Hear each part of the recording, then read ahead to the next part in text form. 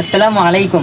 আপনি কি জানেন যে দুনিয়ায় থাকাকালীন মুমিন ব্যক্তির উপরে বালা মুসিবত কেন আসে, সে দুঃখ কষ্ট কেন পায়? কারণ রাসূল সাল্লাল্লাহু আলাইহি ওয়াসাল্লাম একটি হাদিসের মধ্যে বলেছেন যে আর দুনিয়া সিজনুল মুমিন ওয়া জান্নাতুল কাফির। দুনিয়া হলো মুমিন ব্যক্তিদের জন্য জেলখানা স্বরূপ, এবং যারা কাফের অত্যাচার তাদের জন্য এটা বেহেদ স্বরূপ।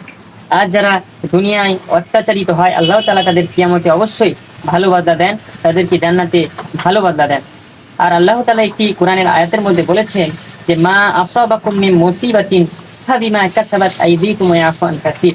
যে মুমিন ব্যক্তিদের উপরে যখনই কোনো বালা মুসিবত এসে থাকে, তাদেরই কোনো কর্মের ফল, অর্থাৎ সে নিশ্চয়ই কোনো খারাপ কাজ করেছে বলেই তার উপরে এমন বালা মুসিবত এসে থাকে। অথবা আল্লাহ তাআলা বলছেন ওয়া ইয়াফু আন কাসীর, এবং এমনি করেই তার অনেক গুনাহ আল্লাহ তাআলা ক্ষমা করে দেন। সুবহানাল্লাহ। সেই জন্য এই বিষয় নিয়ে কোনো পেরেশান হওয়ার দরকার নেই। করেন এবং ভালো পরিশ্রম করেন এবং হালাল খান, অবশ্যই আল্লাহ তাআলা আপনাকে সফলতা দান করবেন।